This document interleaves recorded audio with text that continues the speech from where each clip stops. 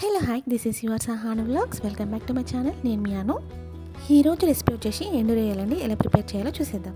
ముందుగా కడాయి పెట్టేసుకొని ఆయిల్ వేసేసుకొని పచ్చిమిర్చి, ఆనియన్స్, కొత్తిమీర, పుదీనా, కరివేపాకు, అల్లం వెల్లుల్లి పేస్ట్ వేసేసుకొని వేగనివ్వాలి. ఎవరైనా కొత్తగా మన ఛానల్ చూసినట్టయితే please do like, share and subscribe. ఎండు రొయ్యలు 2 టైప్స్గా చేసుకుంటారు. ఫస్ట్ రొయ్యలు వేయించేసి చేసుకుంటారు, ఇలా కూడా చేసుకుంటారు. సింపుల్గా చాలా టేస్టీగా ఎవరైనా చేసుకోవచ్చు. నేను ముందుగానే ఎండు రొయ్యలు తోకలు తలలు తీసేసుకొని వాష్ చేసుకొని ఒక 10 to 15 minutes పక్కన పెట్టేసుకున్నాను. డ్రై అయిపోతాయి అన్నమాట. పచ్చి పచ్చిగా ఉంటే కొంచెం స్మెల్ ఉంటుంది. వేసేసుకోవాలి. ఒక 5 to 10 minutes ఫ్రై అవ్వనివ్వాలి. మసాలా, పచ్చి మసాలా వేసేసుకుంటున్నాను. సాల్ట్ యాడ్ చేసుకుంటున్నాను. ఇలా కలిపేసుకొని ఒక 5 to 10 minutes fry అవ్వనివ్వాలి.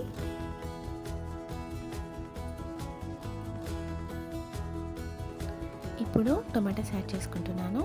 Tomatoes add చేసుకున్నాక ఒక 10 minutes మనం మామూలుగా ఫ్రై అవ్వనివ్వాలి. ఇప్పుడు క్యాప్ పెట్టేసుకోవాలి.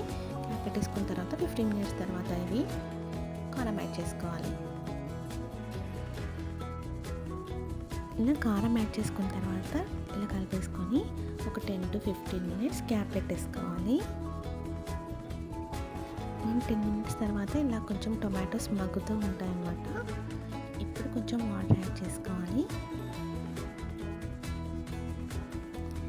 ఈ టొమాటో రొయ్యల కర్రీ నాకు మాత్రం చాలా ఇష్టం చిన్నప్పటి నుంచి.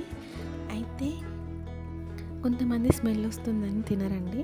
ఒకసారి ట్రై చేయండి. తినే వాళ్ళు అసలు సూపర్ ఫుడ్, ఖచ్చితంగా ఎంజాయ్ చేస్తారు. టేస్టీగా ఉంటుంది, స్పైసీగా ఉంటుంది.